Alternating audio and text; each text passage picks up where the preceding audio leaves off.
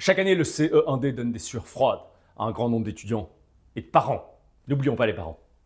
Ce qui se laisse comprendre, car le CE1D est souvent le premier examen sérieux en Fédération Wallonie-Bruxelles dans le cursus scolaire d'un enfant. 3 conseils aujourd'hui pour préparer avec succès cette épreuve dans tous les sens du terme. Le premier, c'est d'objectiver les connaissances actuelles. Beaucoup d'enfants et de parents se précipitent sur des solutions de préparation sans avoir objectivé les connaissances. L'objectivation des connaissances permet de voir les forces, les qualités, les connaissances acquises, éventuellement les carences. Et ça permettra ensuite de se concentrer sur les carences constatées. Objectiver les connaissances, en faisant par exemple des exercices d'année antérieure. 2. Faire un plan. Il est important de déterminer le volume de temporel qu'on va assigner à chaque matière. Si on a certaines carences en maths, eh bien on va consacrer par exemple le mercredi après-midi, par exemple le samedi et ou le dimanche, davantage de temps aux mathématiques qu'on ne le fera par exemple, en cas d'absence de carence évidemment, au français. Le fait de planifier le travail est important parce que ça permet de gérer l'aspect temps. On ne peut pas se comporter comme si on avait un temps infini à notre disposition. Donc planifier, comme disent les Américains, plan beats no plan. C'est toujours mieux d'avoir un plan que de ne pas avoir de plan. 3.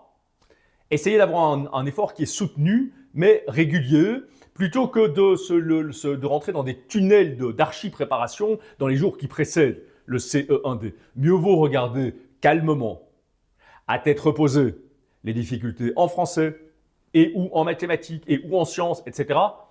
Week-end après week-end, parfois le soir, sans forcer, plutôt que de réserver la période juste avant le CE1D pour effectivement s'épuiser, je dirais, dans des efforts qui risquent de se payer cher le jour du CE1D. Donc, essayez de viser à la régularité dans le travail. Et enfin, un tout petit conseil, si on peut se le permettre, aux parents, qui est de ne pas trop stresser leurs enfants.